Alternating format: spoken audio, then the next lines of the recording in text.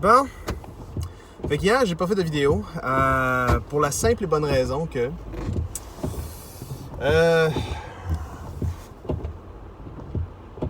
lorsque j'ai fait l'enregistrement, il était tombé sur le Bluetooth du char. Ça faisait un espèce d'écho vraiment étrange. Puis c'était pas le fun à écouter. Fait que je l'ai juste pas mis. Pour résumer ce qui s'est passé hier, c'est pas compliqué. Ça allait super bien hier. Ça allait vraiment bien. J'étais quand même en confiance, j'étais en contrôle, c'était correct, il n'y avait pas de stress, tout était correct jusqu'à la fin de la journée où que là, ils ont commencé à annoncer des fermetures un petit peu partout à cause du COVID-19, coronavirus, the great and indestructible coronavirus, there to kill us all. We are all doomed. There is no way to survive the great enemy of mankind. Jokes aside, pour vrai, c'est pas cool, là, ce qui se passe présentement à cause du virus, à cause de la maladie, la dite pandémie qu'on est en train d'avoir. C'est quand même intense parce que même si c'est une grippe, dis-toi que déjà au départ, une vraie grippe, là, OK? On parle pas d'un rhume, là. On parle pas d'un rhume où que t'as le snivel, puis tu manges une coupe de fois, puis après ça, t'es correct, là, puis tu peux te botter le cul et aller travailler. Non, on parle de je fais de la fièvre, je m'endure pas, je veux m'arracher les poumons, je veux m'arracher la gorge, ça me tente de rien faire à part de rester couché, fois toute la population. Ça va faire que des calés malades, ils vont en avoir partout, on va pas se carrer. Et ça fait en sorte que, les gens travaillent pas. Si les gens travaillent pas, il n'y a pas de nouveau stock. Puis notre société roule sur la consommation régulière et renouvelée sur une base régulière. On fait beaucoup d'épiceries à la française, donc les gens ne s'accumulent pas de nourriture à proprement dit. Ils prennent beaucoup de nourriture dans les restaurants, ces choses-là. Puis là, soudainement, ils veulent s'acheter du stock, là. Fait que ça va pas bien là-dessus. Mais la raison pourquoi j'en parle du virus, c'est pas compliqué. C'est pas parce que je veux faire une autre vidéo à sensation qui parle du COVID-19. Non, c'est vraiment parce que mon ex, elle est infirmière. Donc automatiquement, elle se ramasse à devoir travailler beaucoup. Fait que j'ai été obligé d'être en contact avec encore plus que j'aurais été normalement. Et donc ça m'a pas aidé à me sentir mieux avec moi-même, me sentir mieux avec ce que j'en... Tout va bien. OK. Ça m'a pas vraiment aidé à me sentir mieux. Non, vraiment pas, là. Parce que, tu sais, avec toutes les inquiétudes qu'il y a présentement, puis le regard sur comment notre société fonctionne dans le moment, le stress, généralement, te pousse à vouloir automatiquement retourner dans un lieu où que tu te sens en sécurité. Puis évidemment, je me sentais en sécurité quand j'étais dans la même pièce que cette fille-là, cette femme-là. Puis qu'automatiquement, je vais y retourner. Sauf que, tu sais, une des grosses épiphanies qui vient d'arriver, c'est que je commence à être en maudit après moi. Je commence à être en maudit après moi de ne pas m'avoir écouté avant. Parce que, on va se le dire, là, honnêtement, puis je l'ai peut-être dit, je vais le répéter dans ce cas-ci, j'étais pas tant heureux que ça, là, dans cette relation de couple-là. Parce qu'en termes de personnalité, une de mes personnalités fortes, c'est que j'ai tendance à m'adapter à ceux qui sont autour de moi. Donc, je vais faire le caméléon. Je vais projeter, en termes de conversation, le même niveau d'énergie, puis le même dialecte, la même approche que les gens qui sont en face de moi présentement. Ce qui fait que la majorité du temps, je parle peut-être à 90% du temps, ça marche pas toujours. Parce qu'il y a des gens qui s'aiment pas et qui n'aiment pas leur comportement. Fait qu'automatiquement, ça marche pas. Mettons 90% du temps, j'ai pas de difficulté avec n'importe qui. Généralement, je suis quand même bien aimé assez facilement avec les gens autour de moi. Mais j'ai tendance à me perdre puis à refléter l'énergie des gens qui sont autour de moi. Fait que si l'ex-conjointe commence à pas bien se sentir avec elle-même, je vais commencer à pas bien me sentir avec moi-même. Est-ce que je regrette le temps qu'on a passé ensemble? Non. Pour vrai, c'était le fun. la majorité du temps, c'était le fun. Ça a été dur à certains moments donnés, là. Mais la grande majorité du temps qu'on a passé ensemble, c'était plaisant. OK? Est-ce qu'on aime les mêmes choses? Non. Est-ce que j'ai appris à découvrir des nouvelles choses? Oui. Est-ce que j'ai commencé à aimer des nouvelles choses? Oui.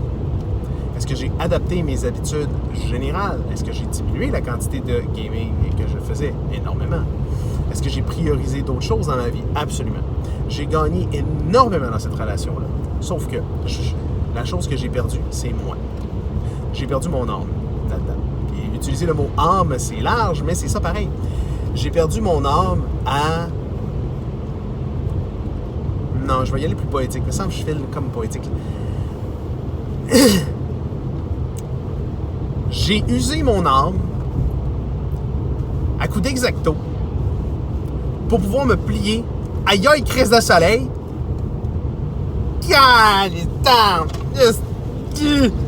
Ok, c'est correct. J'ai usé mon âme à coup d'exacto pour essayer de me mettre dans un moule, qu'elle avait décidé pour moi. Je me suis confondu, je me suis remodelé à la vision qu'elle avait de moi avant même de me connaître. Est-ce que c'est une mauvaise chose? Non. Sauf que, là maintenant, on dirait qu'elle a découvert la peau de rose, puis j'étais pas comme elle pensait que j'étais. Well. Puis, ben voilà. Une des affaires que je me rappelle aujourd'hui, c'est que lorsqu'on avait terminé, je disais, ouais, mais on s'entendait bien. Je veux dire, on est quand même, somme toute, heureux, on se pogne pas. Et elle me dit, on se pognait à tous les mois. Tous les mois, il y avait la semaine, une semaine où on se pognait sans arrêt. OK, c'était tout le temps sa semaine prémenstruelle. Ah, bon. Puis généralement, la semaine d'après, c'était genre, ah, excuse-moi, j'étais hormonal, puis tout ça. Ben, puis c'était correct. Puis là, elle me dit, OK, ouais, c'est pas parce que je suis hormonal, c'est de ta faute à 100%. Je dis, OK, cool. Bon, je viens d'en apprendre une popée. C'est de ma faute, écoute. C'est de ma faute si elle m'aime plus. J'ai de la misère un peu avec ça.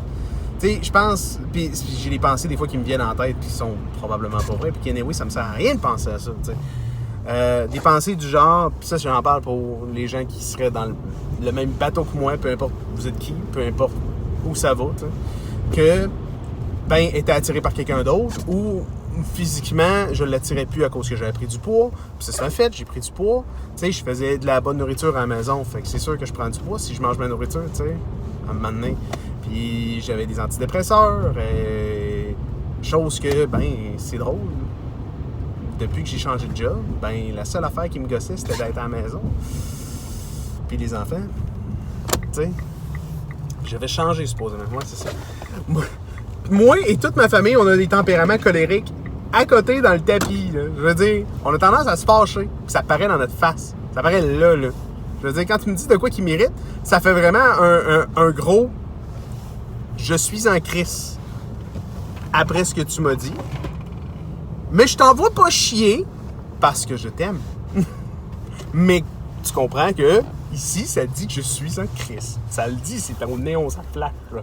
Ça dit quelque chose. Puis, ça la gossait, tu sais. Tu me dis de quoi qui m'énerve, puis ça te gosse que ça m'énerve. C'est quoi ton problème? Pour vrai, là? Je comprends pas, là. Ah, c'était quelque chose. Puis tu sais, j'étais plus bien là-dedans. J'étais pas bien dans cette relation-là. J'étais vraiment pas bien. À la fin, je me contorsionnais de toutes les façons possibles que je pouvais faire pour essayer d'être genre le plus parfait possible pour elle. Je veux dire... Puis sortez-moi pas jamais que c'était « Ah, t'as pas fait attention. » Ben oui, c'est ça, mon cul, les petites attentions. J'étais le gars qui arrivait de nulle part avec une bouteille d'huile à masser qui disait « Hey, je vais te masser les pieds. »« Ah, mais je pue des pieds. » Ben écoute, je vais te nettoyer avant, il y a un problème. Ça va me faire plaisir de faire ça pour toi, pour que tu te détendes, que tu penses à autre chose, puis tout ça. Là, tu te dis, écoute, tu l'as fait une fois que ça compte. Non, c'était pas rien qu'une fois. Oh non! Hey, c'est arrivé souvent là, que je fasse ça, puis c'était pas juste ça, là. C'était d'autres petites attentions, du genre, veux-tu ta bière? Aimerais-tu avoir un thé? Qu'est-ce que tu veux pour dessert? Viens manger, c'est prêt. Je faisais la nourriture, je faisais tout, tu sais. J'allais beaucoup de l'avant, là. Je prenais beaucoup de mesures pour... Qu'est-ce que ça fonctionne, tabarnak, là? Puis ben, je me suis perdu là-dedans. C'est ça, Joe. C'est ça la conclusion. La conclusion de tout ça, c'est... Je me suis perdu. Ah! Je suis pas capable de dans le parking! Hey! Hey! Il fait super beau soleil. Là. Il y avait genre de la pluie, j'étais tout mouillé en grandeur, puis là, ben, il fait super beau soleil, il n'y a pas de problème. Puis tu sais, je me suis perdu là-dedans. Il y a vraiment une partie de moi qui a été complètement effacée pour que ça fitte là-dedans. Moi, je suis un gars qui aime tout. C'est rare que j'aime pas de quoi. C'est rare que j'aime pas quelque chose. Pour vrai, là, c'est rare en... Excusez le sac, mais ça fait depuis tantôt que je sac, mais c'est rare en tabarnak que j'aime pas quelque chose. C'est rare, là. Vraiment. Que je dise que j'aime pas quelque chose, je peux les nommer, j'ai pas grand-chose que j'aime pas. J'aime pas les moules, j'aime pas le fromage bleu. C'est pas mal ça. Puis, le reste, ben, je m'adapte. Je fais d'autres choses. Il y a des affaires que j'aime moins, mais c'est rare que je vais dire j'aime pas ça. T'sais. Puis ça, ben, ça vient profondément d'un côté que j'aime pas de moi-même, qui est celui de la peur de déplaire, la peur du rejet, qui a été ancré dans mon estime quand j'étais kid, évidemment. C'est comme... comme toutes les affaires vraiment bizarres qui viennent de loin, mais ça vient de quelque part, hein? Ça vient pas du voisin, comme disait l'autre. Ça vient pas du voisin. Fait que tu vois, je me ramasse un peu à...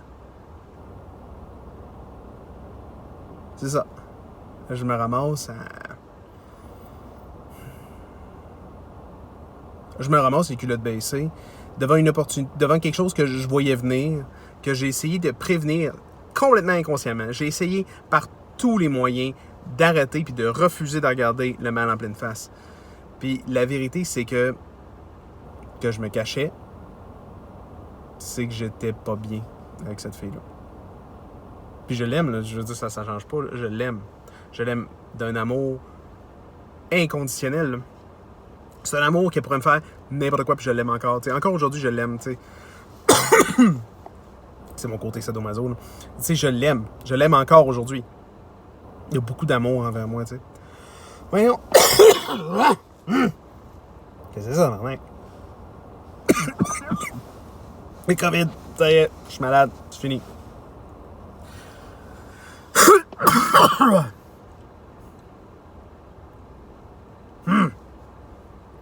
J'ai commencé à faire ça il y a 14 jours. Non, pas pantoute. Une des mauvaises habitudes que j'ai lorsque je suis en rupture ou en détresse émotionnelle, c'est que je commence à fumer. J'arrête aussitôt que ça se replace, là, mais je commence à fumer. Ça me donne une belle voix, tu sais, une belle voix posée et radiophonique. Mais c'est pas bon pour ma santé, il faudrait vraiment pas que je fasse ça. Et ça fait que ma gorge est collée ensemble aussi. Ça, c'est pas très cool. Fait que je me retrouve un peu à me sentir en crise après moi-même. Tu sais, je reviens, je finis par revenir au sujet principal. Ça prend du temps, mais je reviens. Je suis en crise. Je suis en crise après moi. Je suis en crise après moi parce que quand j'ai commencé avec cette fille-là, je m'étais promis de m'écouter. Je m'étais promis de tout faire pour m'écouter. Puis de dire, quand tu as une limite, dis-la. Ton couple aurait peut-être mieux marché dans ce temps-là. Pas vrai. Mais c'était pas une fille qui...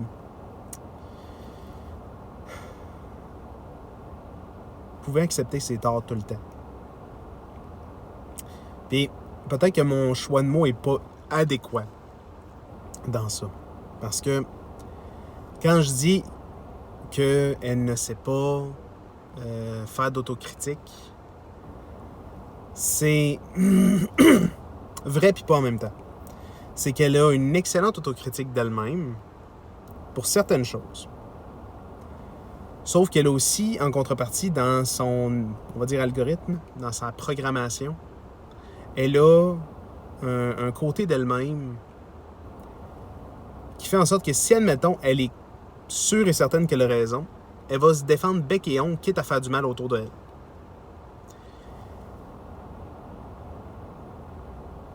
Là, tu vas me dire, ouais, mais si elle a raison, elle a le droit de défendre son point de vue. Absolument. Sauf que quand tu es en couple, Ton but, c'est pas de faire chier l'autre à cause de ta raison, tu sais. Ça, j'ai appris sur moi, par exemple.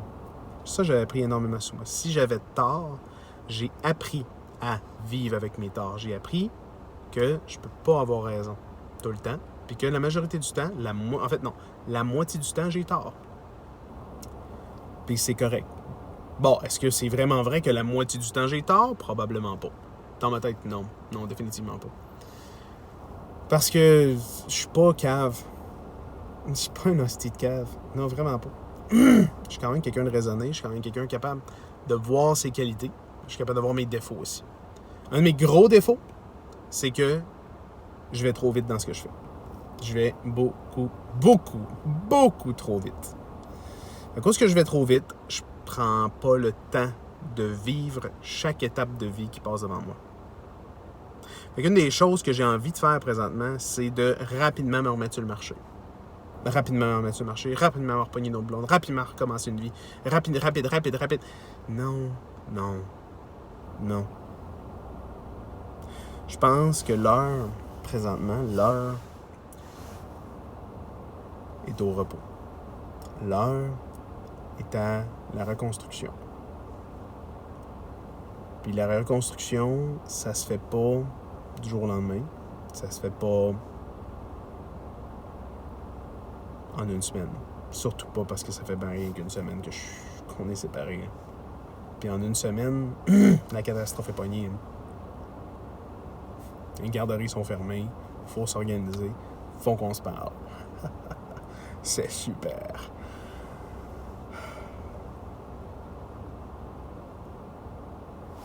C'est vraiment la fin de mon monde comme je le connaissais. C'est vraiment la fin de mon monde complètement comme je le connaissais. Complètement. It's the end of the world as I knew it. Complètement. Ça dit quelque chose pareil. Est-ce que j'accueille ce changement-là? Pas encore assez. Pas encore.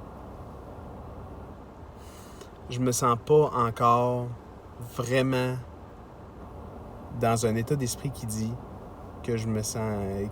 qui dit Yeah, I'm good. Là, je suis plus dans le je suis correct. Ça va, puis ça va bien. Ça goal, ça avance. J'ai des objectifs clairs. J'ai des objectifs simples et clairs en face de moi. Je veux dire, va chercher telle affaire. Fais telle affaire. Continue telle affaire. Achète ça. Va chercher ci. Envoie tel courriel. Tati. C'est comme bang. Va se payer ça. Pas vrai. Puis en fin de semaine, probablement qu'il va falloir que je redescende dans mon village natal, qui est à 3 heures d'ici, pour aller porter mon garçon à sa grand-mère, qui est ma mère, en l'occurrence. Ou j'y demande de monter ici, dans l'ancien appart, puis de vivre dans l'ancien appart pendant une semaine. Pour, s'occuper de mon garçon. Vu qu'il serait dans ses choses, serait dans ses affaires, ce serait peut-être plus facile. En tout cas, je pense. Il serait dans son lit, il serait dans ses trucs à lui.